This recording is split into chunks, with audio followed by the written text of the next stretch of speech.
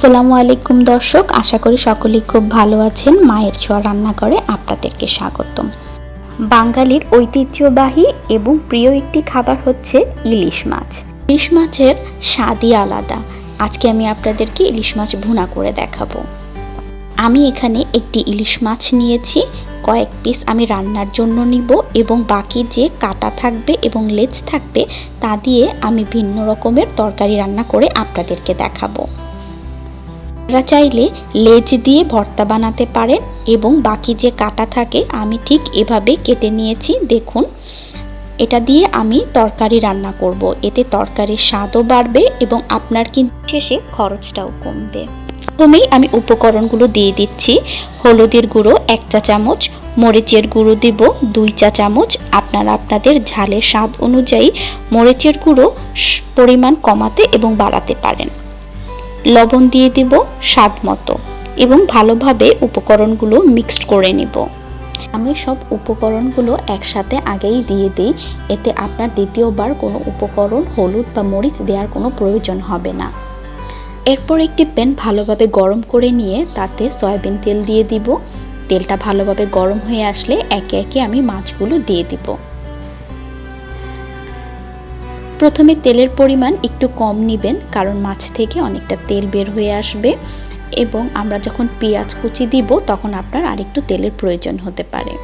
মাছটা এক পাশ ভাজা হয়ে গেলে এরপর এভাবেই উল্টিয়ে দিবেন, এতে দোনো সাইড ভালোভাবে ভাজা হয়ে যাবে। এরপর যে পাত্রে আমি মাছের মশলাগুলো মিক্সড করেছিলাম সেই একই পাত্রে বাকি মশলাগুলো আমি পেঁয়াজের সাথে মিক্সড করে নেব।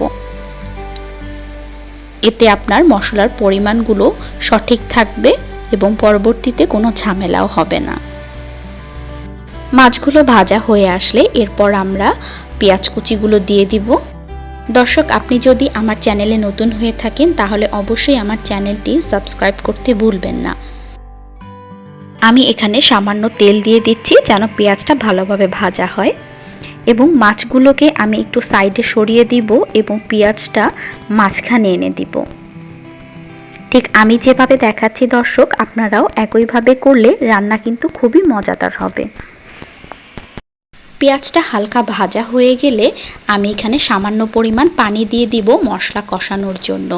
এতে আপনার মশলার যে একটা কাঁচা কাঁচা গন্ধ থেকে যায় সেটা হবে না এবং খেতেও খুব মজাদার লাগবে। দেখুন, এখানে আমার মশলা কষানোটা হয়ে গেছে। এরপর আমরা পানি দিয়ে দিব 1 কাপ পরিমাণ। হালকা একটু নাড়া দিয়ে দিচ্ছি এবং অপেক্ষা করব ফুটে ওঠার জন্য। পানিটা যখন ফুটে উঠবে তখন আমরা লো মিডিয়াম আঁচে রেখে দিব। আপনি চাইলে এখানে কয়েক টুকরো কাঁচামরিচের ব্যবহারও করতে পারেন, তবে এটি একেবারেই অপশনাল। আমার কিন্তু মাছ রান্না হয়ে গেছে প্রায়। দেখছেন একটা সুন্দর তেল ভেসে উঠেছে, আপনি বুঝে নেবেন আপনার মাছটা তখনই হয়ে গেছে।